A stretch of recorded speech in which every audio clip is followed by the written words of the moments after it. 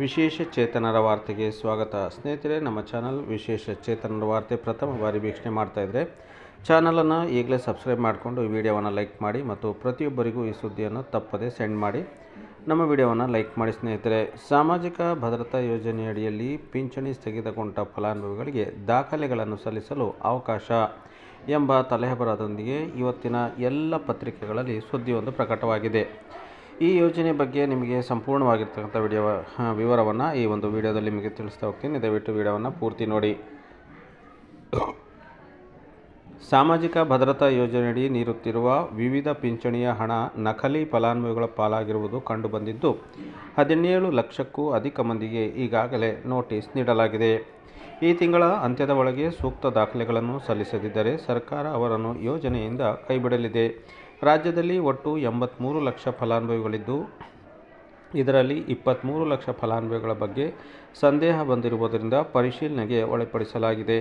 ದಾಖಲೆಗಳ ತಪಾಸಣೆ ಬಳಿಕ 23 ಲಕ್ಷದಲ್ಲಿ 4 ಲಕ್ಷ ಫಲಾನುಭವಿಗಳು ಅರ್ಹರು ಎಂದು ಖಚಿತವಾಗಿದ್ದು ಅವರಿಗೆ ಪಿಂಚಣಿಯನ್ನು ಈ ತಿಂಗಳಿಂದ ಮುಂದುವರಿಸಲಾಗಿದೆ. ಸುಮಾರು 2 ಲಕ್ಷ ಮಂದಿ ನೀಡಿರುವ ವಿಳಾಸದಲ್ಲಿ ಅವರು ವಾಸವಾಗಿಲ್ಲ.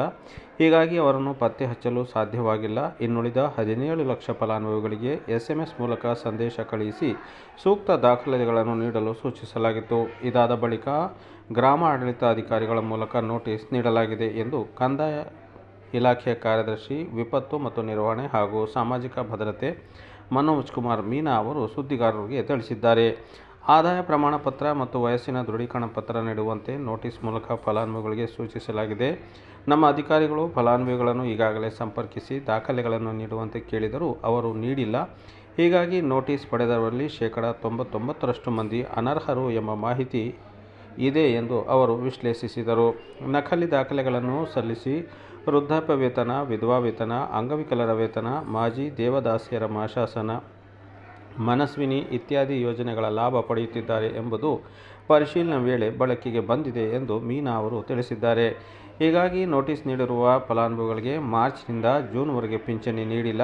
ಒಂದು ವೇಳೆ ಅವರು ದಾಖಲೆಗಳನ್ನು ನೀಡಿದರೆ ತಕ್ಷಣವೇ ಪಿಂಚಣಿ ಮಂಜೂರಾಗಲಿದೆ ಎಂದು ಸಹ ಇದೇ ಸಂದರ್ಭದಲ್ಲಿ ತಿಳಿಸಿದರು. ನೋಟಿಸ್ ಪಡೆದವರು ದಾಖಲೆ ಸಲ್ಲಿಸಿದರೆ ತಹಸೀಲ್ದಾರ್ ಹಂತದಲ್ಲೇ ನಿರ್ಧಾರ ತೆಗೆದುಕೊಂಡು ಪಿಂಚಣಿ ಮುಂದುವರಿಸಲಾಗುತ್ತದೆ. ನಿಗದಿತ ಗಡುವಿನ ವೇಳೆಗೆ ದಾಖಲೆ ಸಲ್ಲಿಸದ ಫಲಾನುಭವಿಗಳನ್ನು ಪಟ್ಟಿಯಿಂದ ಕೈಬಿಟ್ಟು ಪಿಂಚಣಿ ಸ್ಥಗಿತಗೊಳಿಸಿರುವ ಬಗ್ಗೆ ಸಚಿವ ಸಂಪುಟ ಸಭೆಯಲ್ಲಿ ನಿರ್ಧರಿಸಬೇಕಾಗುತ್ತದೆ.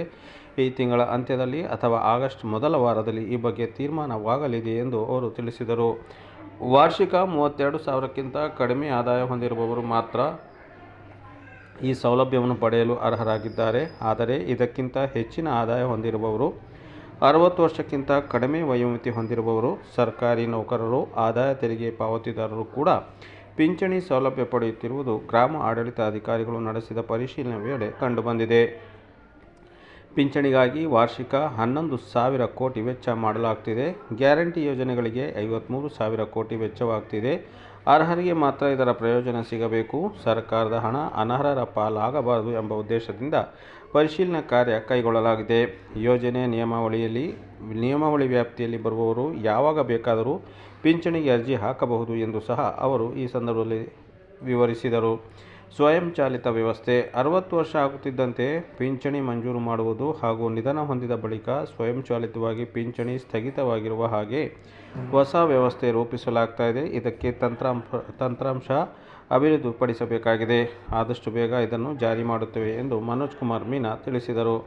ಈ ಹಿಂದೆ ಒತ್ತಡಕ್ಕೆ ಮಣಿದು ಅಥವಾ ದಾಖಲೆಗಳನ್ನು ಪರಿಶೀಲಿಸದೆ ಪಿಂಚಣಿ ಮಂಜೂರು ಮಾಡಿರುವುದರಿಂದ ಅನರ್ಹರು ಈಗಾಗಲೇ ಲಾಭ ಪಡೆಯುತ್ತಿದ್ದಾರೆ. ಮುಂದಿನ ದಿನಗಳಲ್ಲಿ ಇದಕ್ಕೆ ಅವಕಾಶ ಇರಬಾರದು ಎಂಬ ಉದ್ದೇಶದಿಂದ ಪಿಂಚಣಿ ವ್ಯವಸ್ಥೆಯನ್ನು ಇನ್ನಷ್ಟು ಸರಳೀಕರಣಗೊಳಿಸಲಾಗುವುದು ಎಂದು ಮನೋಜ್ ಕುಮಾರ್ ಮೀನಾ ಈ ಸಂದರ್ಭದಲ್ಲಿ ಸುದ್ದಿಗಾರರಿಗೆ ತಿಳಿಸಿದರು.